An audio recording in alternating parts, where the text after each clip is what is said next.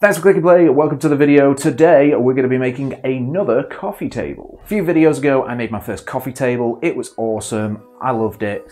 It's not sold yet, it's still sitting in my living room. But I felt like I cheated a bit. I used plain smooth wood because I didn't have any long enough lengths of palletwood. So today I'm going to attempt to make a scrapwood, palletwood table. I don't know if this is going to work. Am I about to lose myself? Where will all of this fade away? I took some measurements of my first coffee table to work out the depth and width, so I could start measuring and finding out which pieces of wood I could use. This is way trickier than I was expecting already. I've only got 3 full-length pieces of wood, and now I've got to measure the thickness of all these little pieces of wood, as well as measuring the length. I haven't even started cutting yet.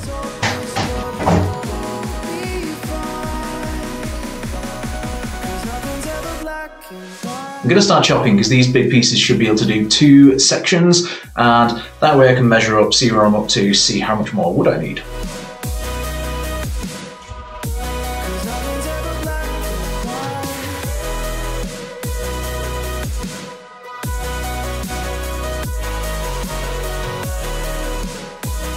It was about 10 centimeters too narrow, so I needed more wood.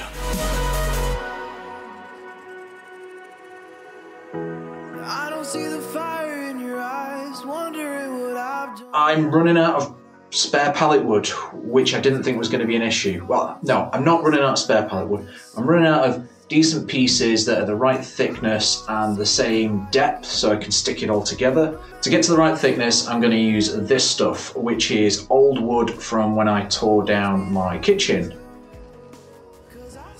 In the end, I didn't have enough wood to make it as wide as I wanted, so I'm just going to start sanding everything down, ready for gluing. In the first night, now it doesn't feel right. I'll just have to say goodbye one last time.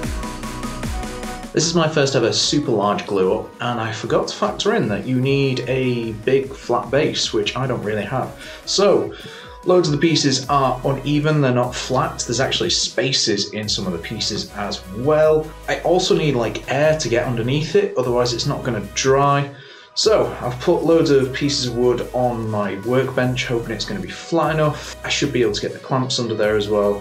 And we're going to try just bodge this one together as best we can. New clamps. Got myself some new clamps because this one wasn't going to be big enough. Well, they feel kind of light, so I hope they work because there's a lot of effort that's just gone into this. We are not alone. Within my reverie, there's holy light. Without a number. Okay, so it's not brilliant. It's not even good, but it's not terrible. That's a win. Problem I've got now is I've got to router this thing flat, which means I'm going to have to build a router jig big enough to deal with this. Within my reverie, there's holy light. Without a number, we stand and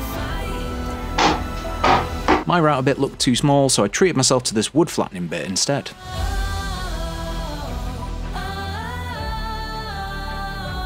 The first pass was terrible. It kept on leaving these burned circles on the wood, and it wasn't cutting flat, it kept on leaving these deep channels.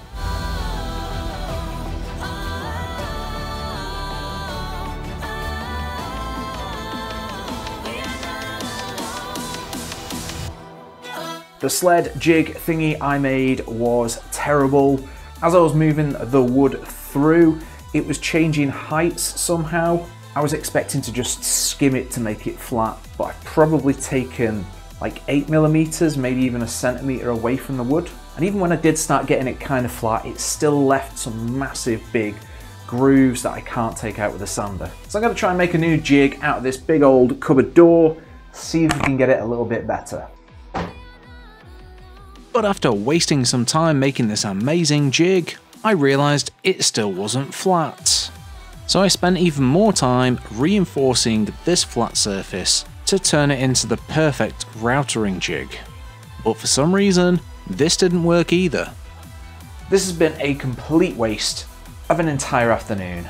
I started with the first jig, trying to work out what was wrong with that. Then I built the second jig, only to realise that that wood was warped and that wasn't going to work. Then I carefully made this third jig and everything looked like it was right. Then I moved the wood. When I shifted the wood around, it started cutting at a different height. Ugh. So I'm going to do something that I don't like doing. I'm going to buy some wood. There's holy light without a number. We stand and fight. Don't know if ignite. The world is cold. I really can't figure this out, and it's winding me up a lot. A lot is an understatement. Spent 25 quid on wood to make a straight jig for doing this thing, and it's not straight, it's not staying straight, and I can't figure it out. I've only got a certain amount of time I can work on these projects, so that's another 4 hours wasted. That's another weekend that this isn't going to be finished.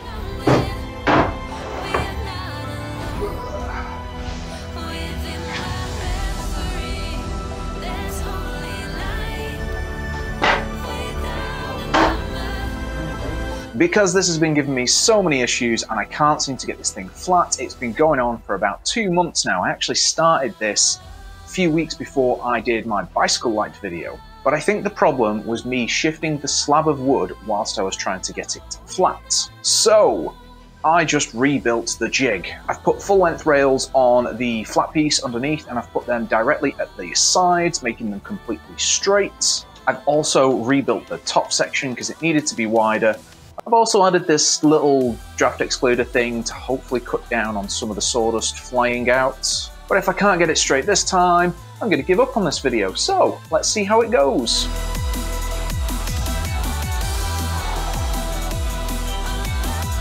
Again, it left a massive big groove, but it seemed to be the same width as the cutting bit. At this point I couldn't afford a new one, so I decided to give it one last pass, moving a centimetre at a time. And this seemed to do the trick, so I moved on to plugging the holes with sawdust and glue.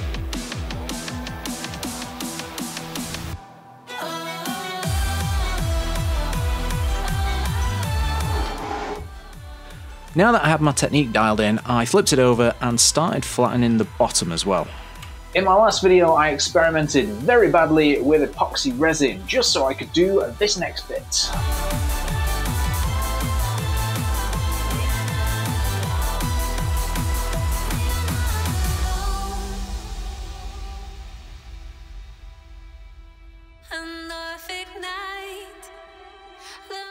Of course, some of the resin leaked through and stuck it to the base.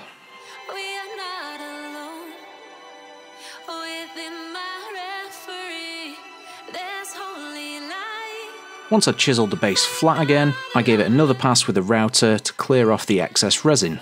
And even though it looked like there was loads of lines in the wood, it was surprisingly flat. So I gave it a final sand ready for coating.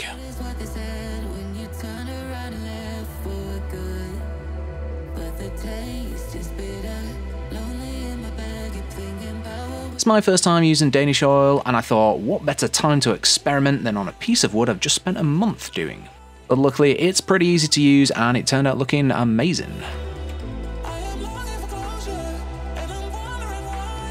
Now that the top is finally done, I need some legs.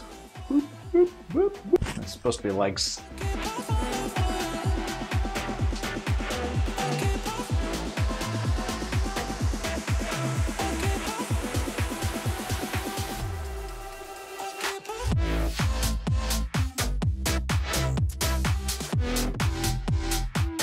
Because of all the problems I was having with this project, I decided to make the quickest, ugliest pallet wood legs I could come up with.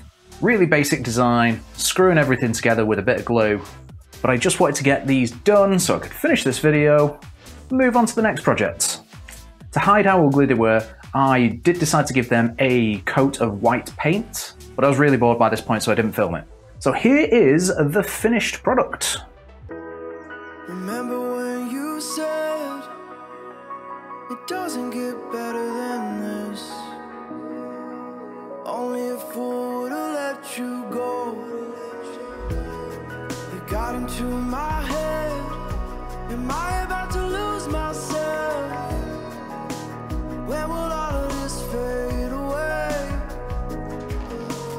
Cause I see colors for the first time. I'm starting to realize nothing's ever black and white. And I'm caught up in the first night. Now it doesn't feel right. I'll just have to say goodbye one last time. I'm going to do a very quick summary on this one. I loved the way the table turned out in the end. Obviously, it would have been far more straightforward if I'd just built the correct size jig from the start, but we learn things, we improve. Even though I didn't do it properly, I really liked the way the epoxy filled in the gaps. There's some sections where there used to be a screw hole in it, and it looks like it should have a screw hole, but it's not, it's completely flat. There's some sections where I didn't fill the gap in properly, so when I added the epoxy, it seeped all the way through. I need to improve on that in the future. And I've got to remind myself that this was my first attempt, and I did it out of scrap pallet wood. I think if I did one with full length pieces, it should turn out a lot better, hopefully. I might do that in the future. The white legs underneath it does actually give it a really nice contrast. Even though the legs are a bit horrible, it kind of adds to the effect a bit, I think. I'm just saying that so someone buys it. Overall, very, very happy with this one. And if you made it this far, give yourself a pat on the back. Thanks to all the people who were watching the first coffee table video as well. There's quite a few people. I'm quite surprised by that. As usual, any tips, questions or suggestions, stick them in the comments below. And I should have another video coming out in a couple of weeks, hopefully. Anyway, see you in the next one. Caught up in the first night. Now it doesn't feel right. I'll just have to say goodbye.